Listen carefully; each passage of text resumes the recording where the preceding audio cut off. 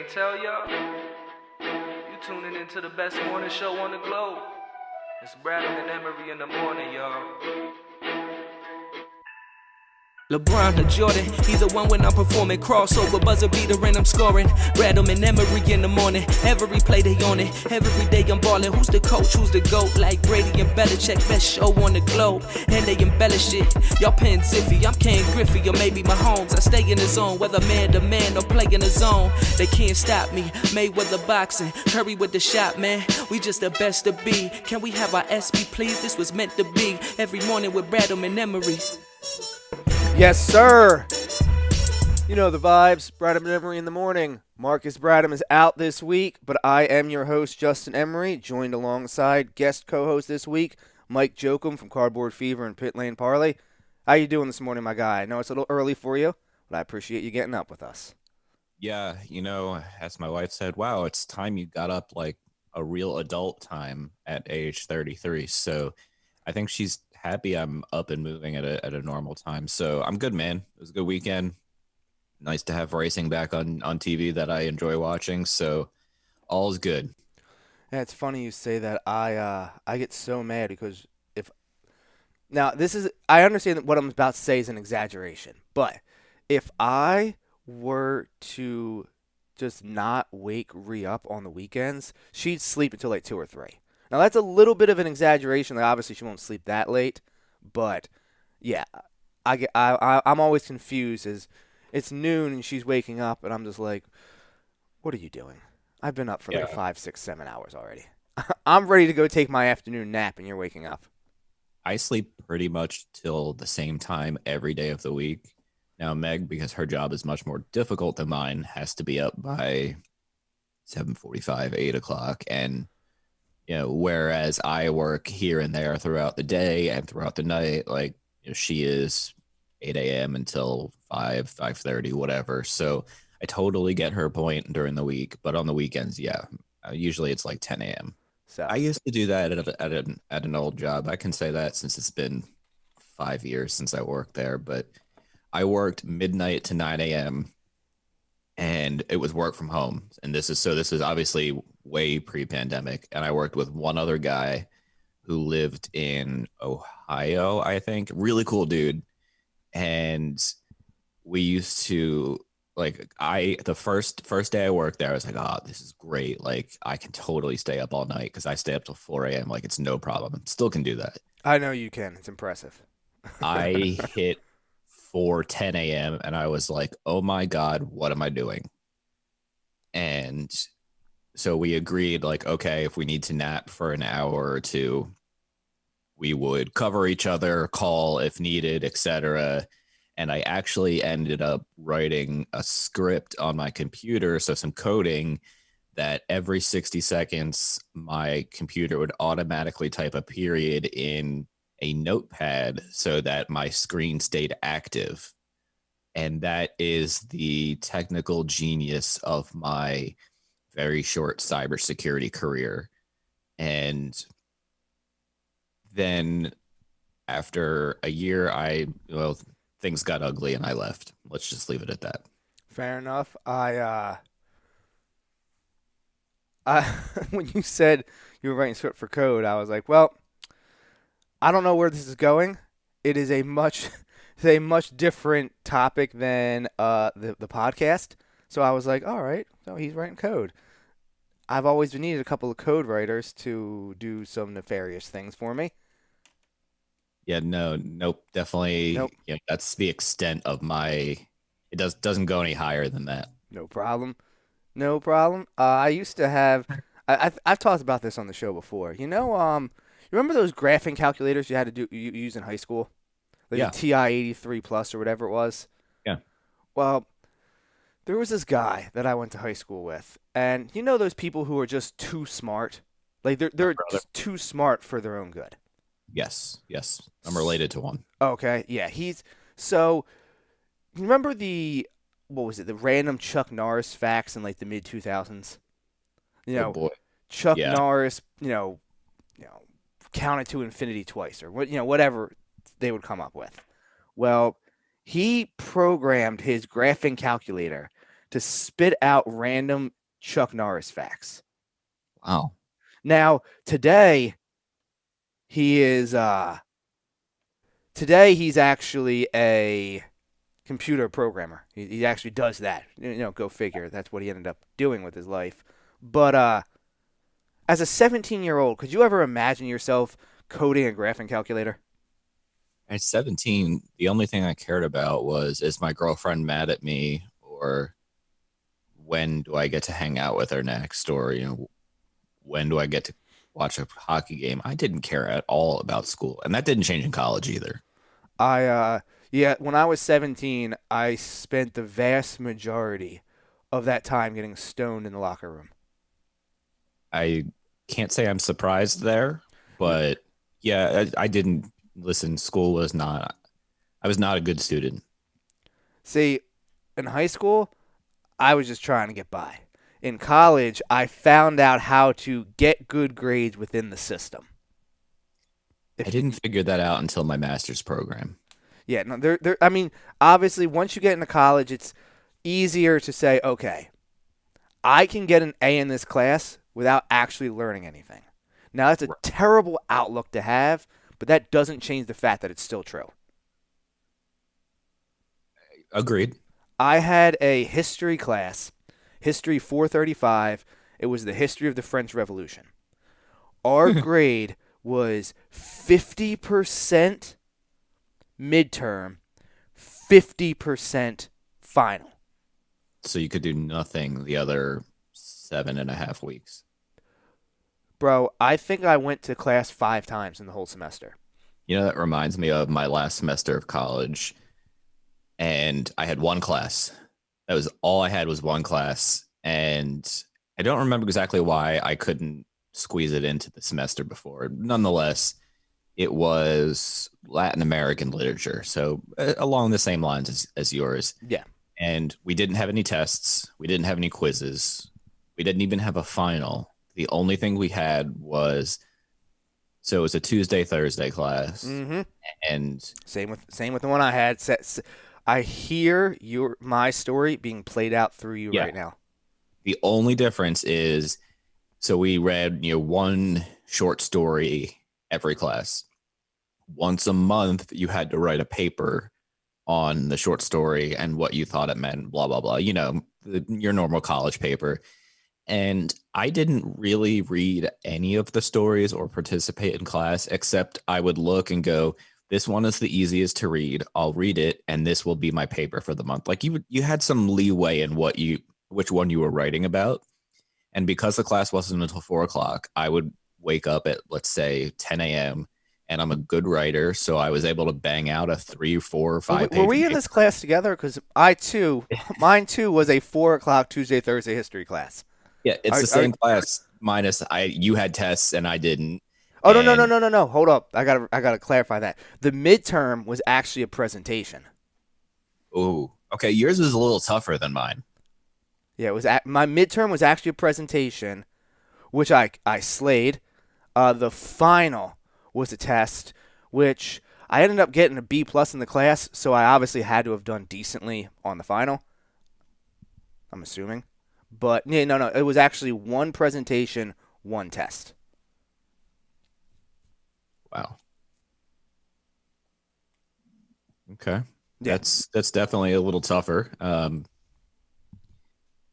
I missed that class because it was me and half my friends, and I would plan out my weekend of parties based on who was also in class, etc. But I'll let you continue on. Yeah, no, Mike. I just put a bow on people hearing about my lackluster academic career.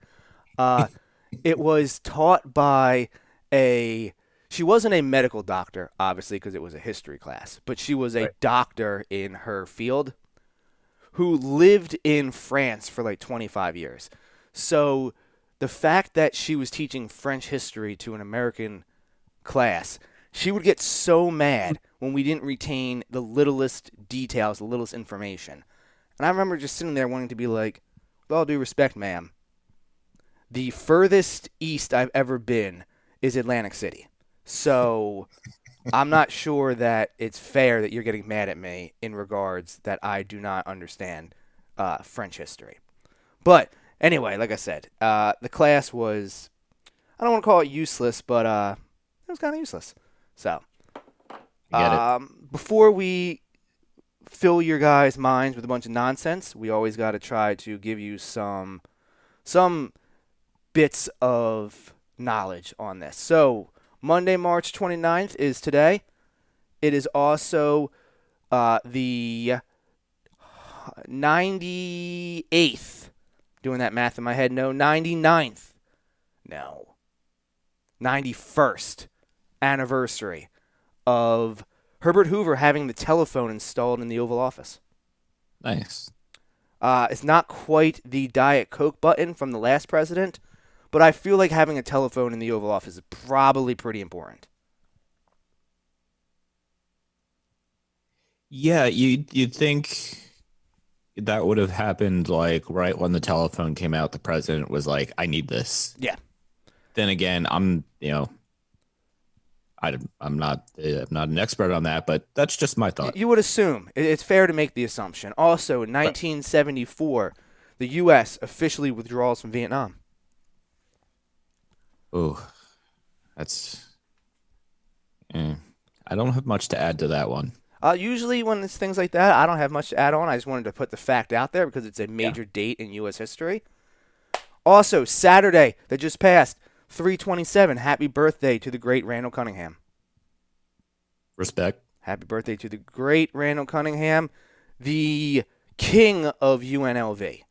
You cannot go to Vegas and talk UNLV football, even honestly, high school football, without his name coming up. Now, I understand he didn't play high school football in Vegas, but he still lives there. He puts on a lot of football camps there for players who may not get the exposure that the normal athlete would living in an isolated city like that.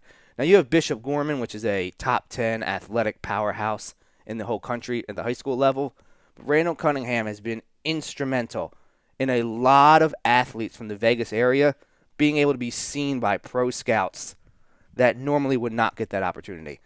Really big time in football, but also basketball and baseball as well. You cannot take away what Randall has done for the high school athletes in the city of Las Vegas. So happy birthday this past Saturday, 3/27, to the great Randall Cunningham.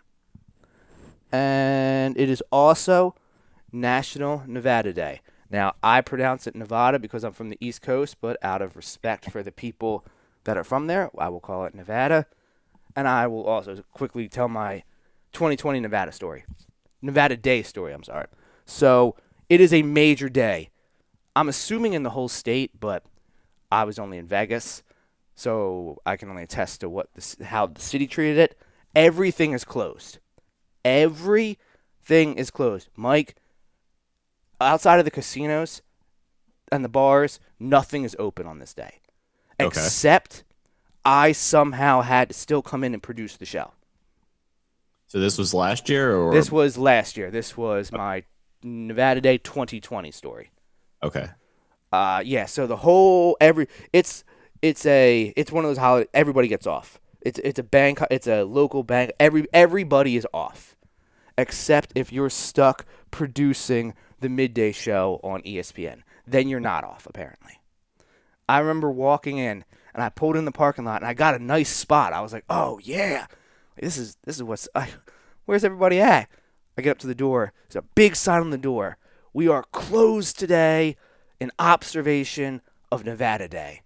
And I remember looking at it and being so mad. Being like, why am I here? And then I remembered it's because the Golden Knights were playing. And, I mean, can't stop a hockey game from going on, so.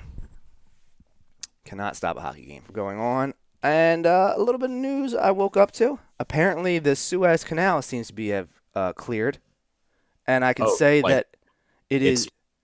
It is? Apparently, it has been. According to the alerts that I got this morning from CNBC, Cargo ship blocking Suez Canal has been refloated. Is the alert that I have from them. It came in at 11:51 p.m. last night. The New York Times 36 minutes ago said it is nearly free. It is partially refloated. So we're close.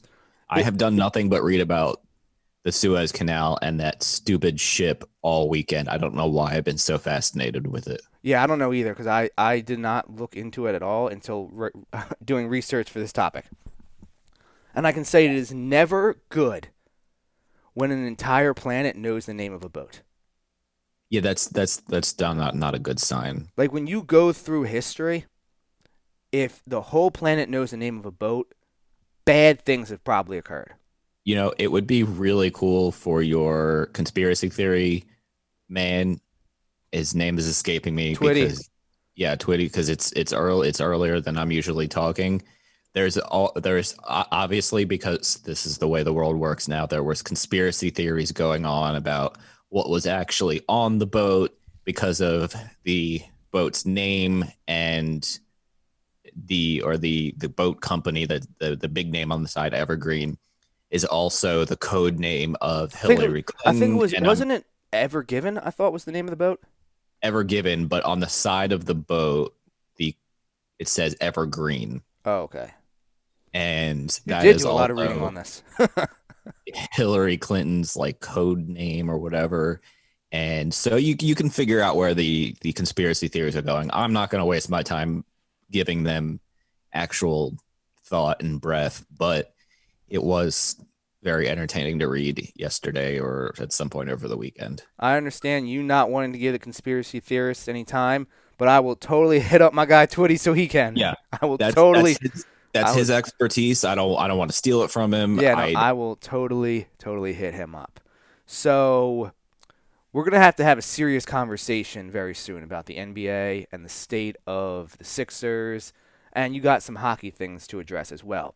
So in order to have a serious conversation, we have to have a serious snack, and that brings us to our beef jerky outlet review of the week. Normally, I dive into some kind of jerky product, pretzel, something like that. This weekend, it was real nice out. My man J. Cole said last week on the show that he thinks it's grilling season, and I mean, who am I to take a food opinion away from him? You know, he's my moral conscience on food. So I spent a lot of time at the grill this weekend, and I checked out a couple of their sauces and a couple of their dips. So first up, are you a honey mustard guy? Oh, yeah. Their champagne garlic honey mustard is unreal. 10 out of 10. It is in the conversation for one of the top 2 mustards I've ever had in my life. Respect. All right. The one that it is in competition with is Grey Poupon. I am obsessed with Grey Poupon. I remember the first time I had Grey Poupon. I enjoyed it so much. But this is up there with it. These are the top 2. Grey Poupon and their champagne garlic honey mustard. You want to dip some soft pretzels into it, it's a wrap. It's a wrap. You'll eat the whole jar and the whole bag of pretzels. 10 out of 10. The champagne garlic honey mustard. I actually, when I was in there about 2 weeks ago, bought the last jar before they had to restock. I saw it, and I was like, I'm getting that. I already had a jar on deck, and that's how good it is. I had to grab the last one. They're since restocked, so go make sure and grab that. Second up, the pineapple habanero sauce. 8 out of 10. As a dipping sauce, like if you're just going to dip something in it, it's not the best. You know, there's other options out there. But if you're going to garnish your meat or your seafood with it, that's the way to go. It's a little spicy, though, so don't sleep on it.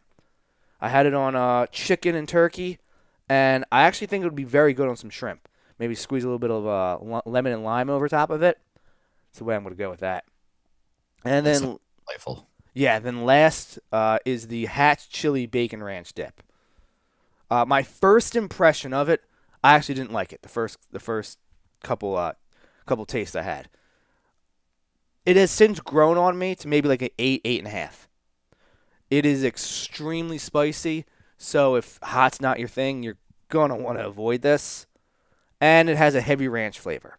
So if you're really not a ranch person, I'm not really a ranch guy, but all of it blended together just works. So I'm all in on it. Sourdough pretzels, potato chips. You know where this actually excels the most? Veggie trays. I'm the kind of guy who, when I see a veggie tray out, I'll go and eat all the broccoli and not the rest of the veggie tray. I would tear up some broccoli dipping in this. In fact, the fact that I haven't done it yet is bothering me, and I know it's 8:57 a.m. I will be eating chili ranch dip after this show, regardless of what time it is. All right, I respect that. Not my thing. Again, like you said, if you're not a big ranch person, and I do not like ranch at all. No, if you're not a big ranch person, you will not like this. It is, and even if you're just a mild ranch person, this still might be a little overwhelming for you. It was, like I said, it was for me in the beginning. It has grown on me. But if you're an anti-ranch person or you don't like spicy, just avoid the last one altogether. And they have a bunch of other different flavors. We'll be reviewing more flavors on later episodes. Just if you're not a ranch guy, you're not a spicy guy, it is best to just avoid this one. And that is my beef jerky outlet review. And now we've had the serious snack out of the way, Mike. Now it's time for a serious conversation. Let's do it. Okay, so the NBA is pissing me off, big time. I'm interested. I'm now. Football is my favorite sport, with NBA a very close second. Very close second. But we had discussed on previous episodes that Adam Silver and the NBA machine has been showing some dents in the armor and some cracks in the foundation of the pretty much the ultimate PR that they have established. Very, very rarely do you ever hear the NBA, front office and the commissioner and all that, the league, actually being bashed for bad PR, bad approaches to the same things that the NFL regularly gets slammed over, and rightfully so. However, pretty much since the end of the bubble, they have shown some major cracks in the armor. The first one, I would say, goes when they first said the All-Star game was originally going to be strictly ceremonial. We're going to announce the All-Stars. We're not going to have an All-Star game. We're not going to have an All-Star weekend. The players are going to get a week rest off. And then we're going to ramp up for a more accelerated second half of the season before getting into the postseason and the finals. Then they realized, oh man, we need some extra money. We need to fulfill these advertising contracts. We need to fulfill these program contracts. I believe it was ABC. I believe it was ABC that had the rights to broadcast the All-Star game. Well, now all of a sudden ABC's looking sideways at the NBA saying, well, if you're not going to provide us with an All-Star game, we're going to need the money back for that. The NBA's already been hemorrhaging money. Everybody knows that. They had, I think it was $125 million they spent into putting together that bubble in Orlando. Right. So everybody knows the NBA was hurting. No ticket sales, all that. I get it. They needed money. But all the players, especially the big-name players, LeBron, Giannis, all those guys, they didn't want to play in this game. They did not want to attend this at all. They had been told, we're getting a week off in the middle of the season, and that's what we're going to do. We're still going to be honored as the All-Star. And LeBron came out and said, I'll be there physically because my job depends on it. But I will not be there mentally. I will be mentally checked out and relaxing and on vacation mode, basically. I'll physically be there, but I don't want to be there. So that, I think, was number one. Especially with a team like the Lakers and LeBron. Those guys, the bubble for the playoffs just ended in October? Middle of October? And now they're back at it again in the middle of January to start the season. I think they said they had 72 days between the Lakers' final game in the playoffs, in the finals, and the first game of this season. I believe it was 72 days, which is much shorter than the average season. I believe the average season is 107 days. So you're talking a whole month that they missed, a month and a week, 5-6 weeks that these guys did not get the typical rest they have. Now, some guys are going to complain more than others. LeBron, to his credit, has kept his mouth shut, not complaining, but he's on year 18. LeBron has spent as much of his life as a professional basketball player as he has not. This season will mark the halfway mark of his age compared to when he came in the league and how many years he's been in the league. So, to his credit, he has not complained. But these guys, they don't want to do that. And that was the first chink in the armor for the NBA. Next up, I think, is this pitiful display of gamesmanship and integrity of the game that the NBA front office is allowing the Brooklyn Nets to do. In 2011, they stopped the CP3 trade from New Orleans to the Lakers and forced him instead to be traded to the Pelicans. 2017, they brought the idiot Colangelo family in to force the Sixers to no longer tank. So they should be ashamed at how they've allowed the Brooklyn Nets to build this quote-unquote super team to basically compete against LeBron.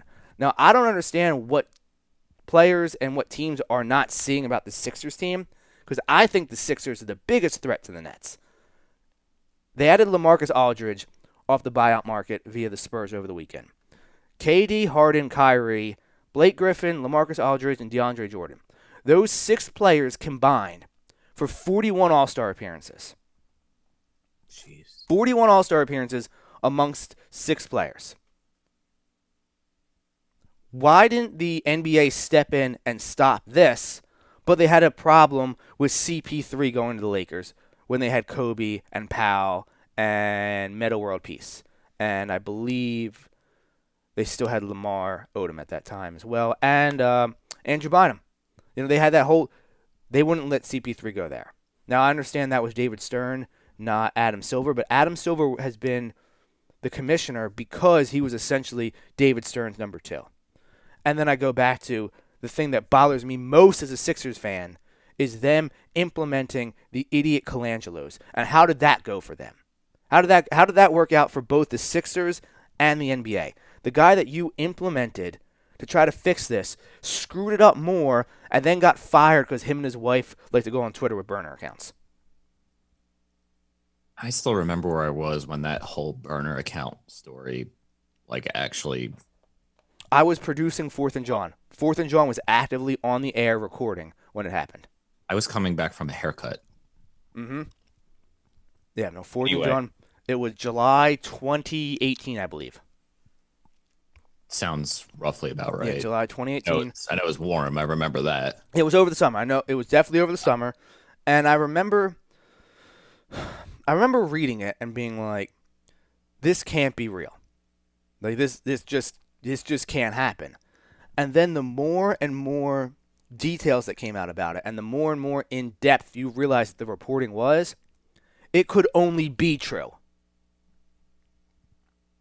So, I don't think that the Sixers should be worried about it. I'm more frustrated that it's not regulated.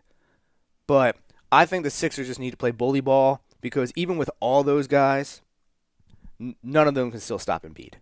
Embiid can still do whatever he wants against Aldridge, against Jordan, against Griffin. It doesn't matter. I'm still riding out with the Sixers. I'm just pissed off at the way that the NBA is, this is no problem. But when every other team does it, except for maybe the Lakers, because they didn't have a problem with the Lakers potentially getting Kawhi last season. It's just the NBA is starting to look real foolish recently. For a while they built up so much goodwill and so much positive PR, and over the last 3 to 6 months, they are backtracking significantly. I never really thought about it, but then again, it makes complete sense. One thing I'll say, LaMarcus Aldridge has 2 bad hips, so the dude can't really play defense. He's pretty much a shell on defense, and yeah, he can contribute offensively, but I don't think him and Blake Griffin I moved the needle per se. Like, it doesn't make them immediately that much better. No, They're they just- they depleted that roster so much with the Harden deal that don't get me wrong, Harden should be in consideration for the MVP. He won't get it from me personally because you switch teams in the middle of the year. I can't justify giving him the MVP based upon only that criteria, is that he was not on the team the entire season. Outside of that criteria, he deserves to be the MVP. But what they did in that trade was, number one, get rid of their one guy who can give Embiid a hard time, in Jared Allen. He's gone. He was the one guy who, I'm not going to say can neutralize Embiid, but can frustrate Embiid and give him a hard time and make him work. You lost that. You've lost what little depth you had on your bench in that trade. Now, don't get me wrong. You get James Harden. You get a very high end on the spectrum NBA player. You know, he's top 10, top 7, maybe even top 5. So your top end gets a lot better. But now you're top heavy. And you have nothing else to help you after that. On paper, the Nets look crazy. KD, Harden, Kyrie, Griffin, Aldridge, Jordan. On paper, crazy. Just like you said, Aldridge, shell of himself. Blake Griffin, not sure if he can jump. DeAndre Jordan, just no. KD, I said this last week, KD has missed a lot of basketball the last 2 years. Now, Marcus kind of went borderline conspiracy with it. That's not where I was taking it when I had mentioned it. My point is that you got to knock that rust off sometime. He's played, I want to say, games. He's played 19 games in 2 seasons. There you go. 19 games in 2 years. And you're just going to drop him in the penitentiary and expect him to find his way out? No. Ben Simmons will make KD work in that series. Now, obviously, in our hypothetical, we're assuming the Nets and the Sixers are playing each other in the playoffs. So, Simmons will make KD work. Outside, KD is the only guy on that team who I think could play competent enough defense on Embiid. The only thing is that Embiid would eat him up from a physicality standpoint. And on the other end, Simmons just beating up Kevin Durant on the defensive side. I'm not sure that KD has it in him to go both sides, to play both ways with the intensity that he needs. I'm going to make a analogy here, and it's basketball to hockey, but I think the principle applies in that Sure. when you add Blake Griffin and you add LaMarcus Aldridge, and you're essentially adding Durant, because the dude hasn't played in at least 3 weeks, and as of yesterday, I think it's longer than that. Yeah, Steve Nash said he's not going to play this week either. Oh, wow. Okay. And so when your team is very good, and you add one guy, and I remember the Pittsburgh Penguins adding future or maybe already Hall of Famer Jerome McGinley a handful of years, maybe 7-8 years ago. And everybody's like, wow, they're going to the Stanley Cup. They're going to win the Stanley Cup. They were out in the first round because it's all about chemistry in the playoffs. Mm-hmm. If you can't play as a team, you're in big trouble. And that would be my Nets fear right now is they have 5 or 6, let's call them legitimate NBA stars or all-stars, however you want to phrase it. Yeah, no, that's fair. But can they all play as a team against another team and the other thing is, Durant, for example, if he plays 40 minutes a night, 42 minutes a night in the playoffs, he's going to wear down quick. Kyrie, I'm sure he's okay. He's a quick dude. Harden, all right. So those other guys can't play 40 plus minutes a night. So if you're a team with a decently deep bench, like the Sixers or maybe the Bucks to to a similar, but maybe slightly lesser extent. That's, I think, and I know my sports card show co-host Matt is much higher on the Nets than I am, but I see chemistry really hurting them in the playoffs. That's all great points. We don't know what KD, Harden, Kyrie looks like on the court together. I think they've only played 7 games together. So we don't know what that looks like yet. Now, one thing is that KD is a professional scorer. That's what he does. KD does not need, a ton of shots to get what he needs. He can take 16 shots and come away with 25 points. Like, he's an extremely efficient offensive player. Yeah, I mean, this year he's shooting 52% overall, 43% from 3, and 87% from the line. So he's clearly not lost it when he has played. Right. No, he definitely has not. He has it. He's the least concerning person to put back in this lineup. I feel like if it was KD and Kyrie playing and Harden was the one hurt, that would produce more chemistry issues than it would with KD, because I feel like KD, you can just drop him into any lineup, into any rotation on any team, and he just kind of does what he does. So I am in the school of thought with you that the chemistry is going to be a big impact. I just think because of the player who's coming back, he can mitigate how big that impact is because of what he does. Agreed. Now, at the end of the day, when it all comes down to it, I'm still going Sixers in a best of 7. I still think the Sixers got it. I'm more annoyed and more frustrated than anything with all these players just saying, "Oh, I'm going to go sign with Brooklyn." It's not a concern or a fear thing for me. I'm more annoyed. I'm more agitated. I'm frustrated. I'm pissed off. That's how I'm looking at it, instead of the, "Oh man, we got to worry about the Nets." No, now I'm angry. I'm angry about the Nets now. So now when I go to play them, I'm going in there to play bully ball. It's a consistency. It's like reffing. If the refs are consistently calling everything, okay, great. Yes. Or if they're consistently calling nothing, okay, cool. It's when you get inconsistent in this case or in a reffing case that drives me nuts. And that's the same in any sport. Yeah. Oh, no doubt about it. No doubt about it. And then also we have Andre Drummond, who will apparently sign with the Lakers. I don't think that's really news to anybody. Anybody with a NBA free agency crystal ball could kind of predict that this was the route that was going to happen with Andre Drummond. I thought he was going. I don't know why I had him going somewhere else, but yeah, it makes sense. Yeah, I mean, when we were just looking at a couple weeks ago, when we were looking at the buyout market and where we thought some people would go and whatnot, I'm pretty sure that we all assumed probably Drummond would end up on either the Nets or the Lakers.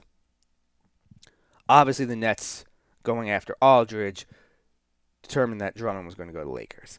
But I felt like those were the top 2 teams. Those were the 2 teams that needed a big man, and he is a big man. So I feel like it was just very easy to draw to connect the dots and draw the lines to him heading to the Lakers. I'm not sure, though, how much it helps them if LeBron can't come back healthy. I think that's a big thing is what's LeBron's injury? An ankle injury? High ankle sprain. One of the most annoying and frustrating injuries to have in sports because it lingers. It's not the most severe, injury. I'm not sure that there's really much that you can do to heal it besides rest and keeping off of it and time. I'm not sure that there's really much that you can do to accelerate it.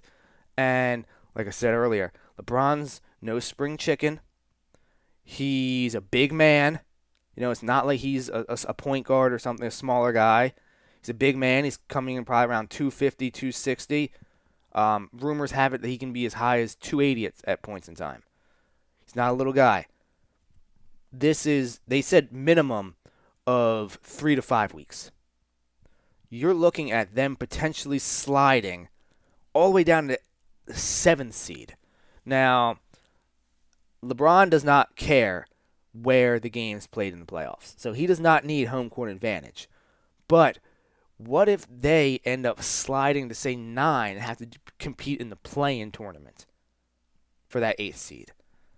I don't want to go on a doomsday and say, the Lakers are going to miss the playoffs, but to completely dismiss it and say, Lakers are a lock for the playoffs, I think would be a tad disrespectful to the rest of the West.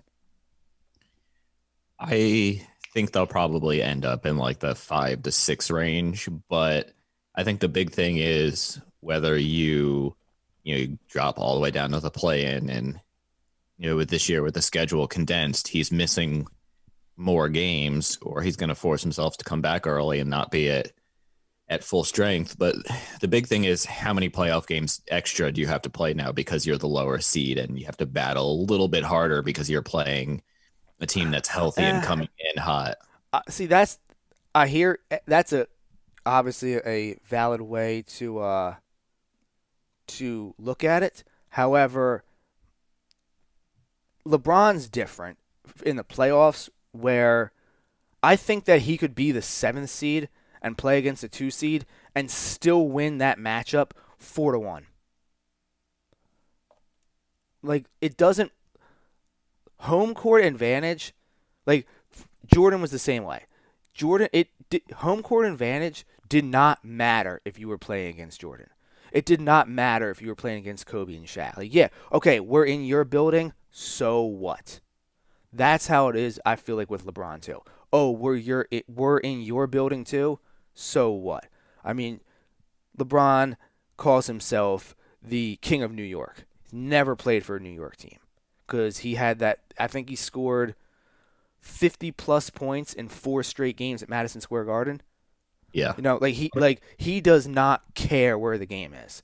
So I think that if the Lakers get into the playoffs, they're a problem for whoever they play against because they do not necessarily need the top seed. Whereas I feel like, I know I'm going to sound blasphemous, I think the Sixers need one of the top 2 seeds. I think the Nets need one of the top 2 seeds. But the Lakers, nah, man, we'll play you on Mars and it doesn't matter. All right. I can see your point there. So we're going to go to a quick commercial break, and on the other side, we're going to dive into the Sixers specifically, and Mike has a couple of hockey things to point out. The NHL's in an interesting position right now, we should just say, with that. But we'll get that on the other side. Marcus Bradham out. Mike Joachim's in with me, Justin Emery, and we'll catch you on the other side. Hi, I'd like to talk to you guys today about my friends at Uncle Mike's Homemade Ice Cream. USA Today selected Uncle Mike's Homemade Ice Cream as the best ice cream parlor in Pennsylvania. Uncle Mike's is a family-owned and dedicated to the production of premium quality and gourmet ice cream and sorbet, made fresh daily on the premises using the highest quality ingredients available. Uncle Mike's features over 30 unique delicious flavors offered in scoops, sundaes, shakes, and special order ice cream cakes and pies. Uncle Mike's Homemade Ice Cream is located at 537 York Road in Warminster and is open all year round. Visit Uncle Mike's and let their friendly staff serve you happiness one scoop at a time. Hey everybody, I want to tell you about Beef Jerky Outlet. 110 Lincoln Highway in Langhorne, right at the corner of Business Route 1 and Oxford Valley Road. Check them out online at beefjerkyoutlet.com/Langhorne. Use promo code BREMY for 10% off your orders. You can check out, they have all sorts of them. Everything you could think of beef jerky, they have. They have a ton of other stuff too. Spices, barbecue sauces, peanuts, all different kind of things. My personal favorite, the honey barbecue turkey jerky. Head up there. Sharon and Michael will take great care of you. Again, use promo code BREMY for 10% off your order at beefjerkyoutlet.com/Langhorne. Hi, I'd like to talk to you guys about my friends at Amy's Pizza. Amy has a plethora of pizzas for your munching pleasure, especially pizzas such as Hawaiian, margarita, and taco. Taco actually being my personal favorite. And also plenty more. If it's sandwiches you desire, they've got those too. Cheesesteaks, burgers, hoagies, even gyros. Amy's offers pickup and takeout options. Also, they're available on Grubhub. Amy's is located at 332 York Road in the heart of Hatboro. You can call them today at 215-957-1000. Again, that's 215-957-1000. Yeah, man, and we back. Branham Emery in the morning. Justin Emery, Mike Joachim in for Marcus Branham this week. So it's no secret right now that the Flyers are abysmal. Mm-hmm. Am I being too nice to the word abysmal by comparing them to the Flyers? No, It's bad. it's thankfully they won this weekend, but man, I don't even know where to start because it's not like the goalies are playing bad, the defense is playing bad, and the offense is playing bad. It's not like, okay, well, we make a few lineup changes on offense and everything will be fine. It's like everybody's playing bad. And they made a couple defensive changes this weekend, and it seemed to, and I'm saying seemed to because it was just one game, calm things down a little bit, and maybe they got the talking to that they needed. But the biggest issue to me, and it is not necessarily that they've been out of position or whatever, it's that one goal goes in, whether it's the goalie's fault or not.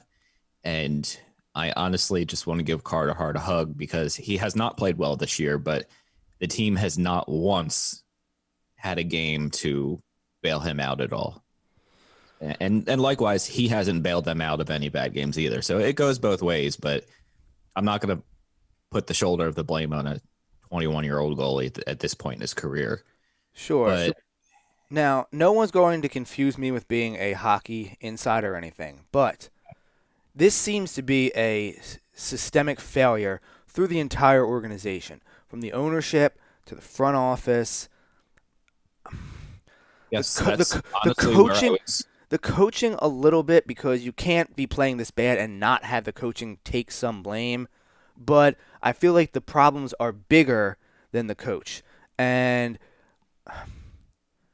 what's his name? Filet mignon is what I call him, because apparently the first time I pronounced his name, I butchered it to the point that Marcus thought I said filet mignon.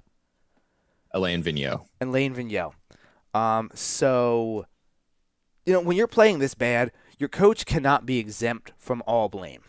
But the problems, in my opinion, are bigger than him. It's Comcast owns this team. Comcast does not care about a professional sports team. They don't even care about connecting your internet when it's not working, okay? Let alone a professional team. They don't have a finger on the pulse of the city. The Flyers are one of the blue blood teams in the NHL. Now, I know they're not one of the original six, or at least I don't believe they're one of the original six, but they're still a blue blood franchise in the league. And this current ownership group, I don't even know who the owner is. So I'm just calling him Comcast because I know that Ed Snyder is no longer with us.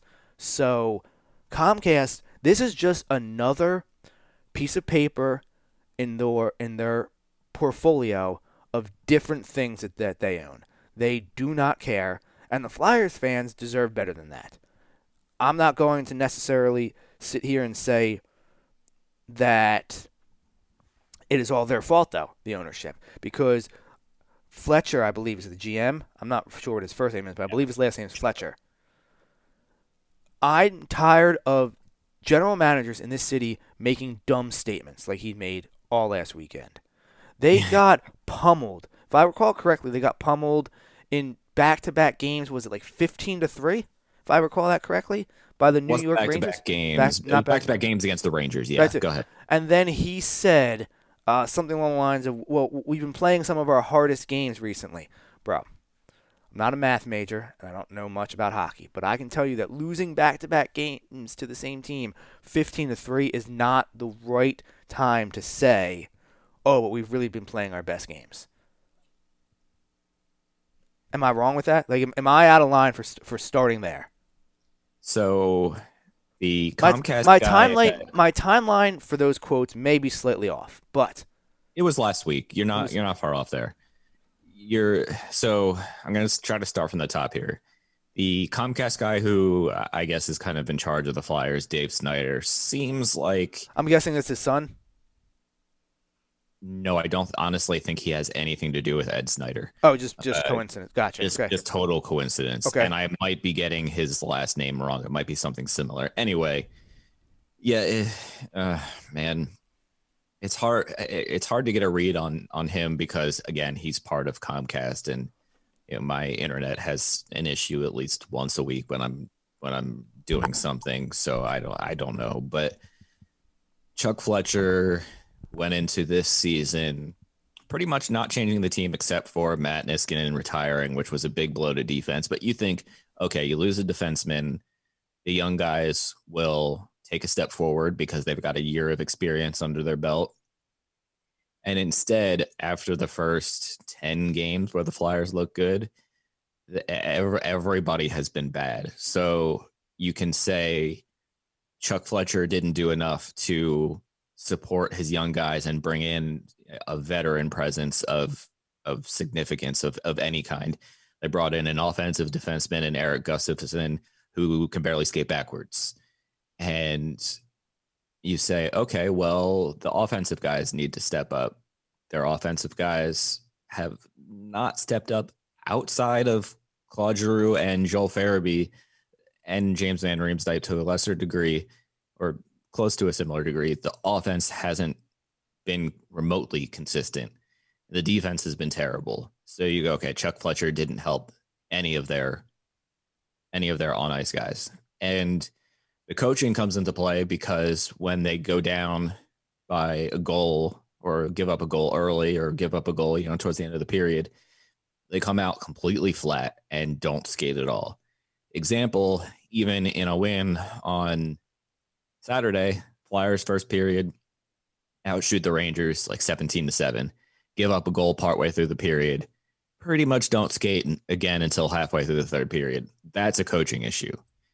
I don't want to say he's lost the locker room yet because I don't think it's to that level, but there's, when they're on the penalty kill, I forget if it was Saturday or the game before when they lost 4-3, but it was really like 4-0 most of the game. And they were on the penalty kill, and all four guys just like stood there. They were like, well, we're just going to stay in here and whatever happens, happens. As a goalie, that's the most mental game your team can play with you and leaves you with no confidence. And obviously I was never a professional goalie. I just played, through college, and I still remember, and I can 100% understand how either of the Flyers goalies feel. So, man, I don't know. It's all up and down. I'm not saying they're a lost cause. They've got a lot of good young talent there that I think will be fine in the end. I think they just need to either add a piece or maybe an assistant coach change something just, a message needs to change. Sure. Now, you had said that you had some non-Flyers NHL stuff that you wanted to address, and I want you to hear that. But since you are the resident hockey guy on the show, I do have two Flyers questions for you that you might be able to give me an answer to. Yeah.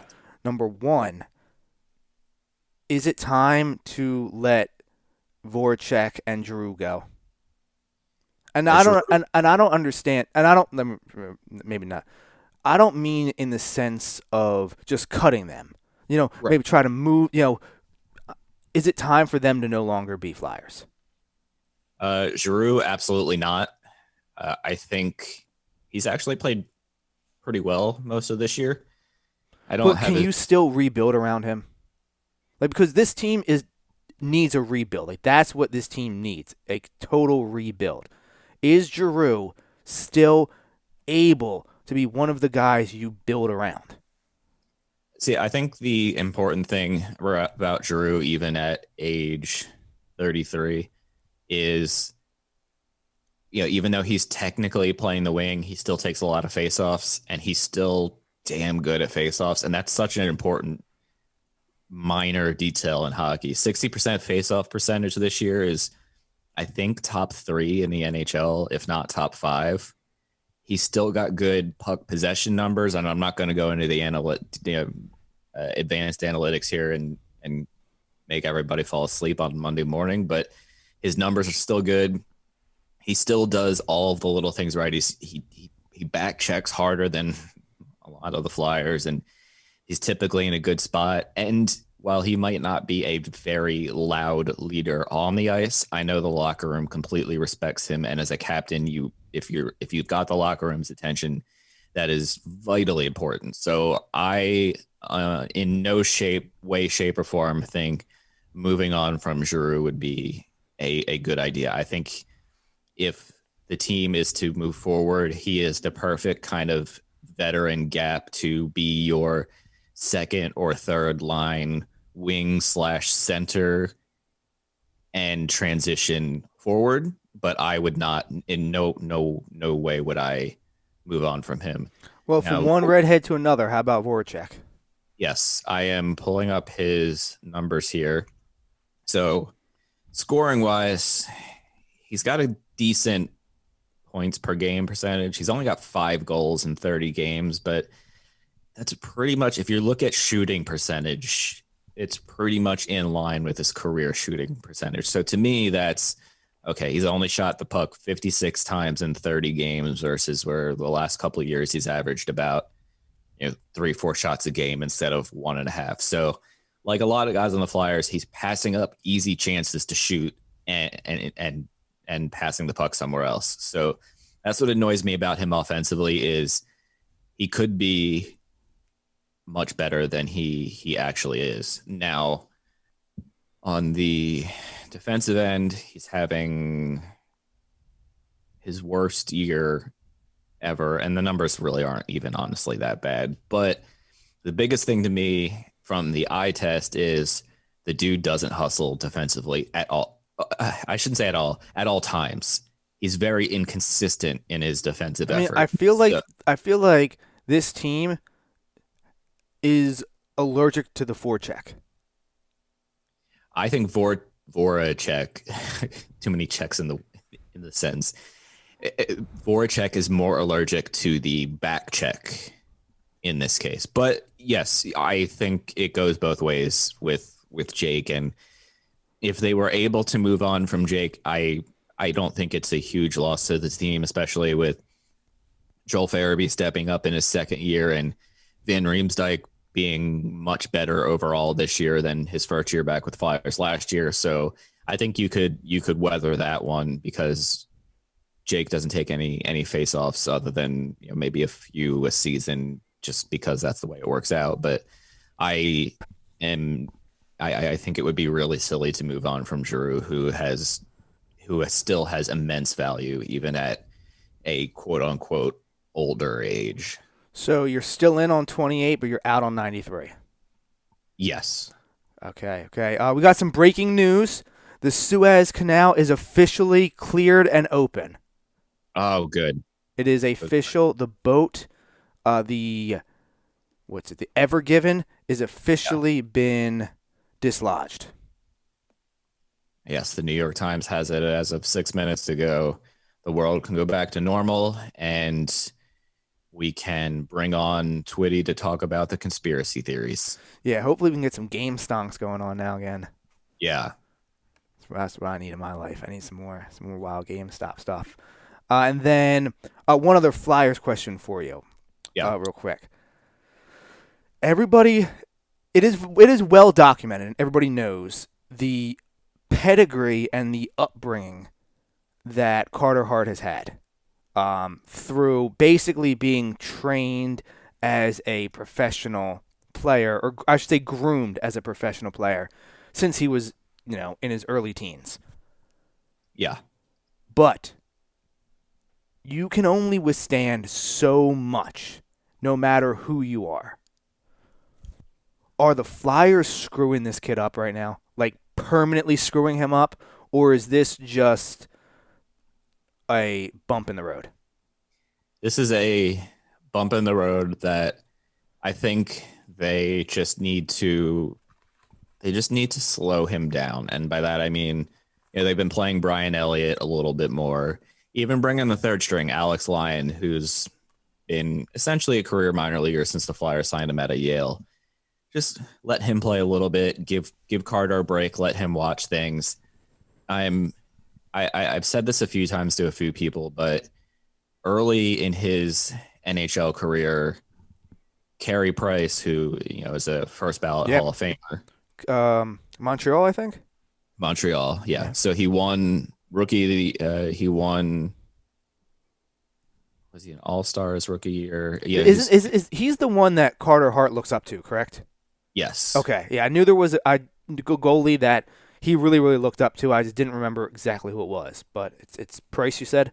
Yeah, Carey Price. Carey now, the Price. numbers aren't necessarily as bad. Now, that granted, Hart's numbers have been skewed because They're so – I mean, yeah, they're abysmal this season. a 9-0 game. He didn't even start, and he had a bad game. And so I don't put that 9-0 game on Carter Hart at all. The team, he came in, you change goalies because you hope it sparks the team. The team came out even flatter after that. So there's a few games that you could probably scratch from there as kind of like just total throwaways. But Carey Price, his rookie year was pretty good, but then his second full season, not so good. His third full season, not so good. It was really his fourth and fifth full season where he was a goalie of the year candidate. And not until his seventh season, I believe, did he win the Vezina Trophy, which is goalie of the year. So I think it would be silly to give up on Carter Hart because he's shown a lot as a young goalie already, and we just need to deal with these bumps as it is. And even throughout his career, it was 3 or 4 years ago, I forget what year it was, Carey Price was awful, and he's still a world-class goalie. So sometimes these things happen. Carter Hart's also 20, 21. He's got a was he's 21, maybe 22 at the oldest? Yeah, you've got plenty to mature mentally and probably a little bit physically as well. I mean, he's still not in his. He probably still hasn't reached his physical maturity. He quote unquote still needs to fill out, I'm sure, a little bit. Yeah, and I'm gonna pull up his information here and avoid looking at his I stats. just don't. Now, I'm going to draw a comparison between sports.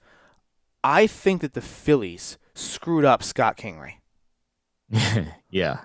And I'm not sure that it's fixable. And it has obviously it has a little bit to do with the player because you got to perform. But I think that they fundamentally screwed up Scott Kingery. And I'm worried that the Flyers potentially could be on the road to fundamentally screwing up Carter Hart. I see your point. It's hard to disagree with that point from a just theoretical I guess standpoint. my basic thing is am I a little premature in thinking that we're not quite there yet? Yes, because watching Hart's game, there are a few clear things to me that stand out that go, okay, if he's a little more aggressive, if he a little more aggressive in his stance, if he if he's just a little bit sharper, we'll be back to fine. And he could play. They play the Sabres tonight.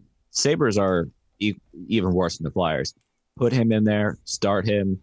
Let's get him a good game, get that confidence going, build on it one game at a time. Don't look at this as a totally lost season. It's March 29th. The NHL regular season goes until May 16th or something like that. That's still 2.5 months-ish or somewhere around there.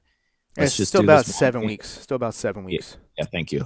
One game at a time. I don't think his career is lost, and I will go to the grave defending that.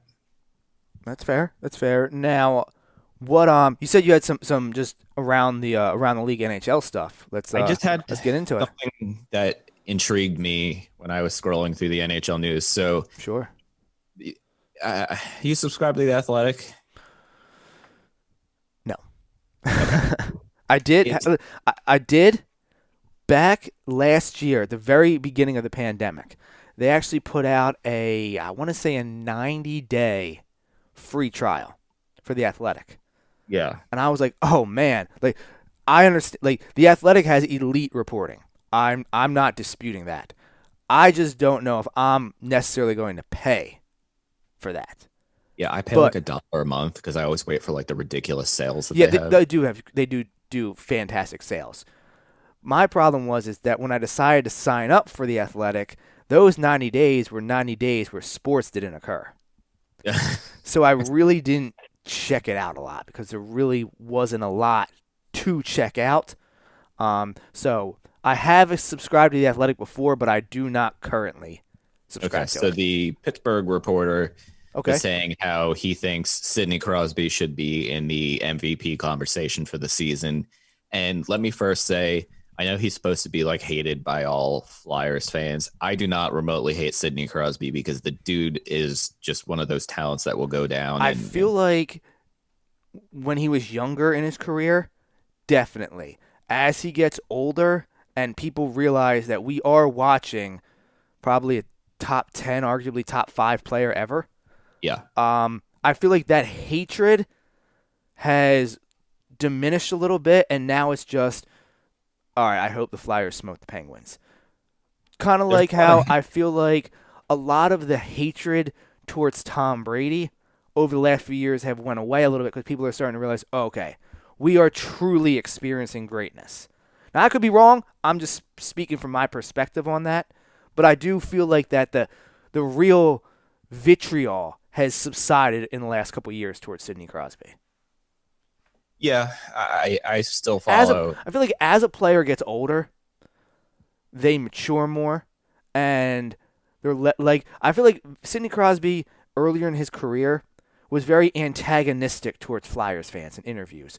Oh, I don't like him. Why not? Well, I just don't like him.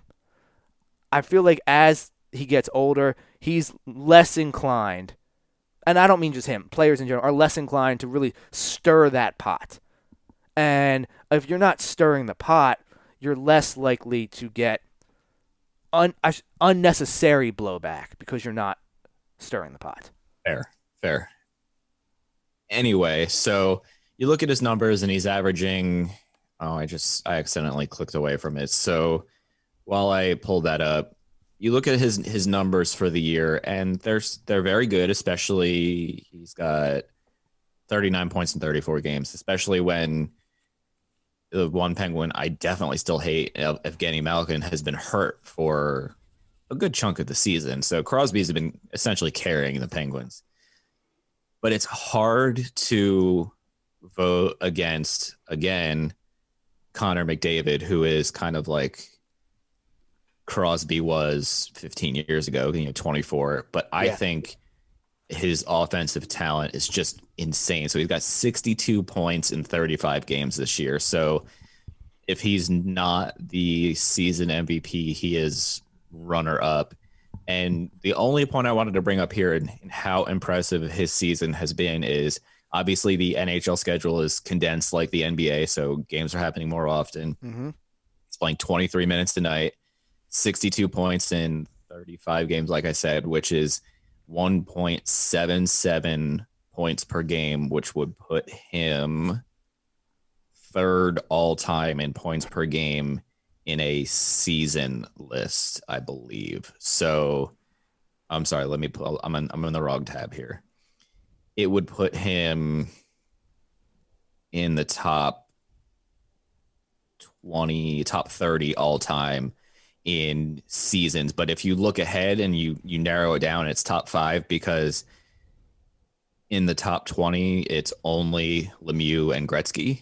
And then outside of that, it's mainly Lemieux and Gretzky with a couple other guys mixed in there. So he's, top 5 season of all time right now, if you're just looking at points per game. But he's just so good. I don't know how you can vote against him in the MVP voting. And even the Pittsburgh writer, whose name is escaping me at the moment, said, like, yeah, I don't expect him to actually win, but in theory he should. And it's a fair point. Crosby has definitely carried that team this year. I'm trying to look up one other guy, Leon Draisaitl, who plays alongside of Connor McDavid on the same team, has 53 points in 35 games. So that's 1.5 points a game. So again, amazing numbers and probably enough to not make Crosby an MVP. Anyway, I just thought it was like kind of interesting. The MVP chat led me to how amazing Connor McDavid's season has actually been. Oh, I'll take your word for it. That's all way above my hockey threshold knowledge, but I will take your word for it. I do know. I remember when Connor McDavid came out and got drafted. We were doing the NHL Draftcast show, and Adam and Mike had him on the show prior to his draft. And afterwards, they were just gushing about him. Like, they said that, obviously I had to just take their word for it because I was, they're much more knowledgeable than me. But they were like, if you think that Sidney Crosby was phenomenal, wait till you see Connor McDavid. I think they are both top 5-ish players of all time, whereas Crosby's obviously much closer to achieving that, and McDavid is strictly off of potential. Yeah. I think Crosby is a different type of player. I feel like if you give McDavid 10 more years, he'll be there, top 5 to 10 player. Yeah, I just think they're different styles of players. The big thing to me. That's fair. Like I said, I'll just have to take your word for it because that's above my hockey knowledge. And then we can. You have any other hockey thoughts before we pivot to the Sixers? Nope. Go right ahead. All right, so we're pivoting to the Sixers as Swoop lets out the biggest snore next to me that probably got picked up on the mic. I didn't hear it. Okay. 3-1 on the road trip so far. Tomorrow night they got the game at Denver, which I expect them to lose. I expect them to lose to the Clippers on Saturday night, which they did. It was the 4th game of a road trip. You're shorthanded, starting to have an effect. Dwight Howard is an absolute idiot the last 2 games.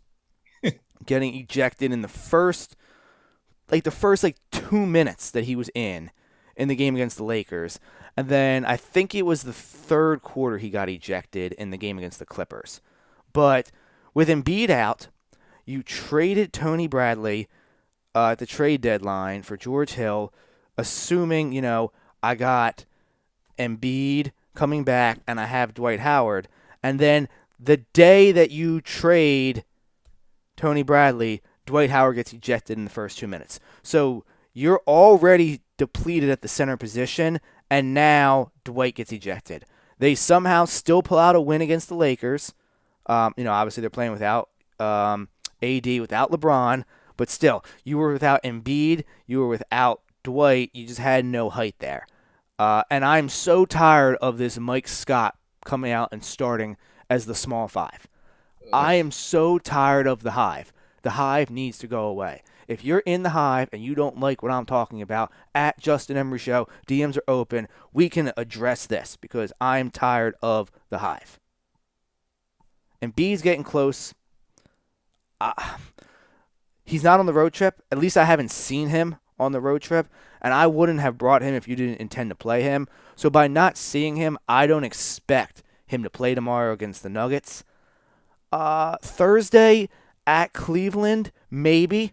You might see him Thursday at Cleveland. And then when they come back from the road trip over the weekend, I think now it could be potentially he might pop up at any game. Because by not pursuing, or by trading Tony Bradley and not pursuing some big man help, that leads me to, through all indications, that the Sixers feel like Embiid is closer than previously thought. Yeah, I think so. Thursday against Cleveland, I would say is probably unrealistic. Yeah, you're probably not going to see him. I mean, if you didn't take him on the road trip out west, you're definitely not going to see him. You didn't see him in either LA game, and I'm assuming you would not see him in Denver tomorrow if you didn't take him out west. But that game in Cleveland, maybe. I think it's a little far-fetched, but maybe. if you were, and I'm not saying I still would probably wait myself, but maybe just play him off the bench. And I'm not saying play Mike Scott because I think I could play better defense than Mike Scott. And I'm not very fast or very tall, but Now, the reason why you can't play Embiid off the bench is because he's a player. Now, I have to give him all the credit in the world for this season because he has came in and his fitness is on a different level this year than any previous year. But Embiid is a guy who is known that when he doesn't play for an extended period of time, he comes back out of shape. And you need to start him to get him running, to get him back into shape. Whereas a lot of guys, you like to slowly ramp them up. A guy like Embiid, I feel like you have to just drop him in from the start and let him work his way back into shape. all right. I changed my tune. I understand why you would do that. It makes sense. You don't want to rush him back, but for this individual player, I feel like you have to approach it the other way. He needs to get out there. He needs to play more minutes to start getting himself back into that shape. Say that's going off of what he has done before. Now, he could still be in phenomenal shape, but there's a difference between being able to run a marathon and being able to play an NBA basketball game. Right. You can run 20 miles on the treadmill. That doesn't mean you can go out and play 35 minutes. So, Embiid, I think he's averaging about 32 minutes this year. Slightly down, I believe, from his career average is about 33, 34. But I'd say he needs to play 35 to 37 minutes the first 3 to 5 games he comes back, and then go back to his 30 to 32 minutes. Because you need to get him up above his threshold, get that stamina level up, and then bring him back down to where a level he can just stay consistent at. Now, he could be in the lab right now, getting that conditioning up. He could be over in Camden at the facility every day doing it. I'm just assuming as a 280-pound 7-footer with a knee bruise, you're probably not doing that, though. Just my assumption. I agree. So, and then some other final thoughts on the Sixers is they need to now go get somebody on the buyout market. A big man. Not really a big man because Embiid and Howard can eat up anyone at that position. What they need is they need another shooter. George Hill's nice, and it's what you needed. We said we wanted a veteran guy to come off the bench. It's exactly what George Hill is. Championship pedigree. It's exactly what George Hill is. 34 years old, been around the league, 10-plus years in the league. That's exactly what you want. We got the type of player that we wanted. But I still think you need a J.J. Redick. Now, obviously, he got traded to Dallas. There's rumors that he might get bought out. I don't know if I'm necessarily believing it because he actually makes sense playing for the Mavericks. So I'm not sure why they would buy him out. But that's the kind of player you need. You need a J.J. Redick. If they had a J.J. Redick type guy on this team, I might put the title in my car on them to win the East. Okay, I see your point. I was hoping for more of a guy who can spell the power forward type position, but I mean, the thing is we Tobias Harris. You obviously he's your starting 4. Yeah, but I mean, if you're looking at your starting 5 as Embiid, Simmons, Curry, Green, and Harris, then you have because obviously in the NBA, the playoffs, your rotation becomes tighter. A 9-man rotation is what they really should be looking at. So you have your starting 5 there. Then you obviously got Shake as your first guy off the bench. Then you have Matisse Thybulle, and now you have George Hill. Those are your 3 wing guys who rotate off the bench, and then obviously your backup center in Dwight Howard. So they have a solidified their 9-man playoff rotation, in my opinion. And then with further down the bench, you have Korkmaz, you have Scott, you have Korkmaz, Maxey. Those guys are further down the bench. A lot of them are getting play time. Like Mike Scott's getting so much play time right now because Embiid's hurt. If Embiid's not hurt, there's whole games where he won't go in. So I want that guy who's just, like I said, a JJ Redick type, who's just a knockdown 3-point shooter, foul shooter, don't really care if he plays that much defense. A Lou Williams type, don't care if he really plays defense. Just if I need a walking bucket, that's who I need. They need someone like that, and it can be their 10th guy. This person can only play 8, 10, 12 minutes a game, but they're a walking bucket. That's what I think the Sixers need. All right, I dig it. I'm in. So it kind of puts a bow on this one. You got anything else? No. Everybody enjoy your Monday. I think it's supposed to be a nice day outside, so go outside. Yeah, I hope it's nice. I don't do cold weather. Mike will be in the show every day this week. Marcus is out while he moves. So obviously with no internet and none of that stuff, it's kind of hard for him to do a show. So he is out this week while he relocates. He will join us again next week. So Mike will be hanging out here. What you got coming up on the show, and let everybody know where to follow you at? Let's just go with my personal social media since that's the easiest one, at Mike_JOAC on Twitter. And just go there, and if you follow me from this show, let me know, and I'll send you links to my shows. And yeah, we'll keep it simple. Love it. Follow me at Justin Emery Show on Twitter. Follow the show everywhere at Brandon Emery Pod. Promo code Bremy for 10% off your order at the Beef Jerky Outlet. BrandonEmeryShow.com for all your merchandise. And hopefully by the end of this week, our YouTube page will be up and active. I will continue to put out updates on that. I apparently have achieved the limit for what you can put on YouTube for the last couple of days. So we have a lot of backlog content. Hopefully, though, it will be up by the end of the week, and I will continue to update everyone on that as it unfolds. And until next time, you can be with us, you can be against us, but you're never going to stop us. Late.